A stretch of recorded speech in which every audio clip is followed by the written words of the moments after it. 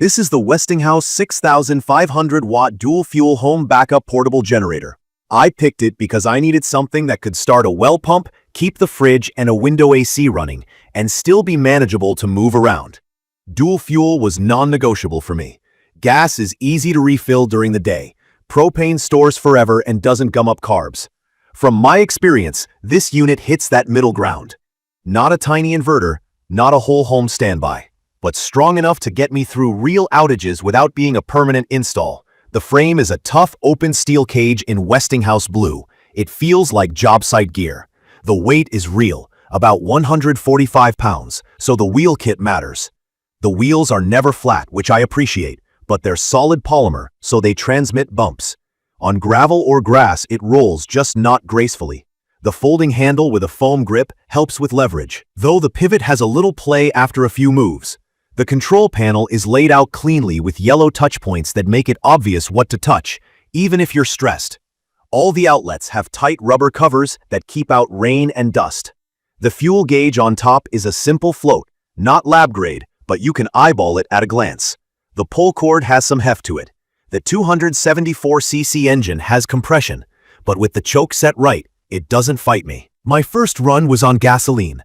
I added oil, filled the 4.7-gallon tank, set the fuel switch to gas, choke on, and it lit on the second pull. On propane, I hooked the included hose to a 20-pound cylinder, cracked the valve, turned the selector to propane, and it started a touch slower but settled quickly. Key features like the voltage selector switch are huge in day-to-day use. In 120-volt mode, both windings are paralleled. So my RV's TT30 plug gets the full current on one leg. In 240-volt mode, the windings are in series and the L1430 twist lock feeds my transfer switch for the house. That's how I ran the well pump and kitchen circuits during a weekend outage. No miles of orange cords. On gas, it's rated 6,500 peak and 5,300 running watts. On propane, 5,800/4,800. That drop on propane is normal because propane displaces more air in the intake and carries a bit less energy per gulp. In real life, it still handled the fridge, freezer, lights, and a 10,000 BTU window AC together. When the AC compressor kicked in, I heard a short dip and then it recovered. The 274cc engine is the difference here. Smaller engines tend to bog harder on motor starts. Noise is 68 dBA on paper. In my opinion, that's loud. It's the steady bark of an open-frame generator, not the hush of an inverter. I set it 20 to 30 feet away, pointed the exhaust away from the house, and it was fine. But you won't be blending into the background. The CO sensor deserves a quick note. It's sensitive by design. If I got lazy and parked it near a breezeway, it would trip. Annoying in the moment, but it's doing its job. Keep it outside and downwind. Power quality matters, especially if you're new to generators. This is a conventional brushed unit with automatic voltage regulation to hold the voltage steady. But the waveform isn't pure. Total harmonic distortion can be up to about 23%. In plain terms, the electricity isn't a perfect sine wave, which basic stuff doesn't care about. Space heaters, lights, pumps. My fridge and well pump ran happily. My UPS, though, kept clicking and wouldn't accept the power. From my experience, I avoid plugging high-end PCs or fancy electronics straight into this. I either charge a battery bank and run those from an inverter, or I use a line interactive UPS that can tolerate generator power. If you're just trying to keep food cold and water flowing, it's great. If you're editing video on a workstation, use a buffer. Fuel use matched what I expected. At about half load, I got around 10 to 11 hours on a tank of gas. A standard 20-pound propane tank ran me roughly a long evening, around 8 to 9 hours at similar load. I actually switched from gas to propane while running once to avoid a shutdown mid-storm. With both fuels hooked up, turning the selector over was smooth and it kept humming. It's perfect for covering one fuel's weakness with the other's strength. For home connection, keep grounding in mind. This unit has a bonded neutral, which is safer for extension cord use. When I wired into my panel, I used a transfer switch designed for generators, so I didn't create a neutral issue. If you don't know the difference, ask an electrician.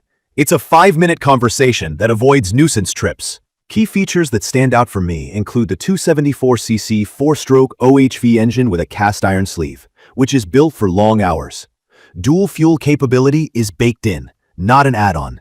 The 120-240-volt selector switch makes it flexible for RVs and home backup without leaving half the power stranded on the wrong leg. The outlet set is exactly what I want.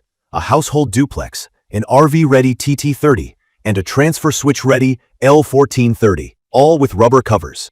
The hour meter is simple but helpful for oil changes. The 4.7-gallon tank plus a visible fuel gauge makes planning easy. And a CO sensor is a modern must-have. Dual fuel is everything. Gasoline for quick refills, propane for clean storage that doesn't go stale.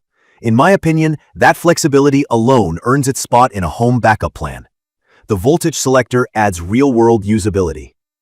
I can give my RV the full 120-volt current or flip to 240-volt for the well pump. Same machine, different jobs. The starting performance under load is confident.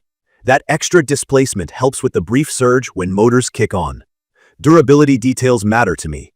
The cast iron cylinder sleeve, the solid frame, and the tight outlet covers tell me it's built to work, not just look nice on a spec sheet. From my experience, reliability under stress is what counts, and this has delivered. I do have a couple of quirks to share. The wheels are tough but not cushy, so moving over rough ground isn't silky. It can walk a little on smooth concrete at higher load, so I chalk a wheel. It's loud, so placement is part of the plan. And because the power isn't super clean, I keep sensitive electronics on a separate, protected path. None of those are deal breakers for what I use it for. In conclusion, this generator is about practical power. It's perfect for homeowners who need to run essential circuits, RV owners who want the TT30 convenience with real starting muscle, and anyone who values the simplicity of gas with the long-term storage of propane. I'd recommend this for people who prioritize dependable wattage over whisper-quiet operation or ultra-clean sine waves. Manage the noise. Plan for electronics with a buffer if you care about them. And it's a solid, confidence-building tool for outages and weekend projects. To learn more about the Westinghouse 6500W dual-fuel home backup portable generator, please check the comments section. Thank you for watching.